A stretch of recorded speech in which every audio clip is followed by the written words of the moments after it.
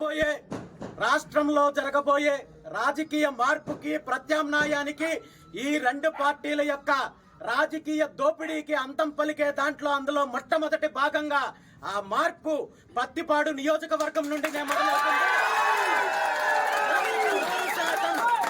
100% ఈ నియోజకవర్గము రాబోయే రోజుల్లో బీసీలదే అనే విషయాన్ని సందర్భంగా స్పష్టంగా తెలియజేస్తూ దానికి కావాల్సిన చర్యలు, దానికి కావాల్సిన అన్ని రకాలుగా ప్రజల్లోకి వెళ్ళడానికి, ప్రజల్లో చైతన్యం తీసుకురావడానికి బీసీవై పార్టీ పూర్తి స్థాయిలో కృషి చేస్తుంది. దానికి నాంది వచ్చే స్థానిక సంస్థల ఎన్నికల్లోనే చూపిస్తామని చెప్పి ఈ సందర్భంగా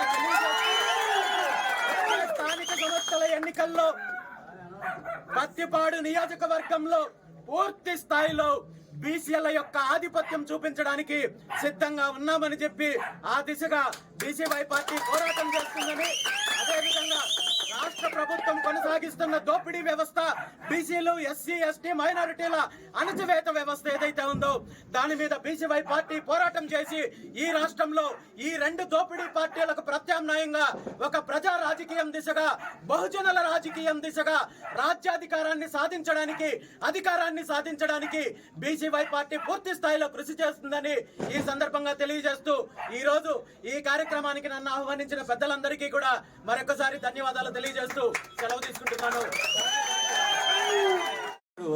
ఒక మాట చెప్తారు, బాప్ ఏక నంబరు బేటా 10 నంబరు అంటారు. అంటే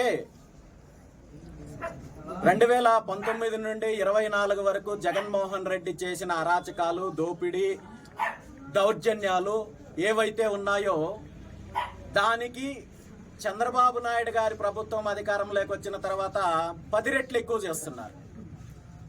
ఈ 16 నెలల కాలంలో చంద్రబాబు నాయుడు గారు తెలుగుదేశం పార్టీ అధికారంలోకి రావడానికి ఏవైతే హామీలు ఇచ్చారో వాటిని నిలబెట్టుకోకపోగా పూర్తి స్థాయిలో యథేచ్ఛగా అన్ని రంగాల్లో అవినీతి చేస్తూ, దోపిడీ చేస్తూ, దౌర్జన్యాలు చేస్తూ దీన్ని ప్రశ్నిస్తున్న వాళ్ళని పైన తప్పుడు కేసులు, అక్రమ కేసులు పెట్టి వేధించే కార్యక్రమం జరుగుతోంది తప్ప ఈ రాష్ట్రంలో ఏ ఒక్క రంగంలో అభివృద్ధి జరగలేదనే విషయము ఈ రాష్ట్ర ప్రజలు గుర్తిస్తున్నారు. దౌర్జన్యంగా రైతుల నుండి భూములు లాక్కునే ప్రయత్నం చేస్తున్నారు, మత్స్యకారులకు అన్యాయం చేస్తున్నారు, విద్యార్థులకు అన్యాయం చేస్తున్నారు, పారిశ్రామిక అభివృద్ధి పేరు చెప్పి వేల ఎకరాలు ఈరోజు నిర్దాక్షిణ్యంగా రైతుల నుండి లాక్కునే ప్రయత్నం చేస్తున్నారు. అదేవిధంగా నిరుద్యోగులకు అన్యాయం చేస్తున్నారు.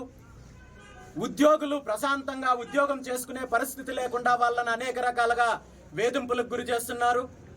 మరీ ముఖ్యంగా చంద్రబాబు నాయుడు గారు అధికారంలోకి రావడానికి ఇచ్చిన ప్రధాన హామీల్లో ఈ రాష్ట్రంలో ఉన్న 150-55% పైగా ఉన్న బీసీల యొక్క హక్కులను కాపాడుతాను, రక్షణ కల్పిస్తాను, నేను అధికారంలోకి వస్తే బీసీలకు రక్షణ చట్టం తీసుకొస్తానని చెప్పి ప్రధానంగా హామీ ఇచ్చిన చంద్రబాబు నాయుడు గారు అధికారంలోకి వచ్చిన 16 నెలల పూర్తి అయిన తర్వాత కూడా ఇప్పటి వరకు బీసీ రక్షణ చట్టం గురించి కనీసం ఎక్కడ ప్రస్తావన తీసుకురావడం కానీ, ఆ దిశగా ఆలోచించడం కానీ చేయలేదంటే బీసీలను గత 40 సంవత్సరాల నుండి తెలుగుదేశం పార్టీ ఏ విధంగా మోసం చేస్తుందో దాన్ని కొనసాగించే ప్రయత్నము ఈ రోజు చంద్రబాబు నాయుడు గారి ప్రభుత్వం చేస్తోంది.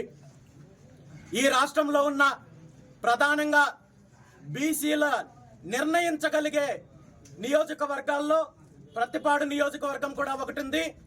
ఈ ప్రత్తిపాడు నియోజకవర్గంలో అధిక శాతం ఉన్న బీసీలను ప్రతి ఎన్నికల్లో కూడా ఈ రెండు దోపిడీ పార్టీలు ఏదో విధంగా వంచి అన్ని రకాలుగా మోసం చేసే కార్యక్రమం చేస్తున్నారు. ఈరోజు నాకు చాలా సంతోషంగా ఉంది.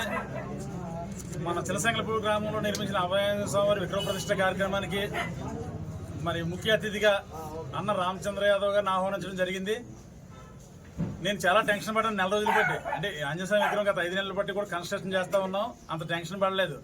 అన్నగారిని తీసుకురావాలా ఎట్టి పరిస్థితుల్లో మా ప్రతిపాడు కాన్స్టిట్యున్సీకి ఒకసారి అని ఎంతో పట్టుదలగా ఉండి మేము అన్నగారిని ఆహ్వానించడం జరిగింది. నేనైతేనేమి మన గొంప శివ గారు, శ్రీరామ్ సీన్ గారు వీళ్ళందరినీ కూడా నేను 1-10 సార్లు రిక్వెస్ట్ చేసి అన్న మీరు కూడా చెప్పండి, అన్నని కన్విన్స్ చేయండి, చాలా బిజీ షెడ్యూల్లో ఉంటారు, రానాక అవదా ఆయనకి ఇంత మహత్తర కార్యక్రమం తలపెట్టామని అంటే మా గ్రామస్తులు అందరూ అదృష్టవంతంగా భావిస్తున్నాను.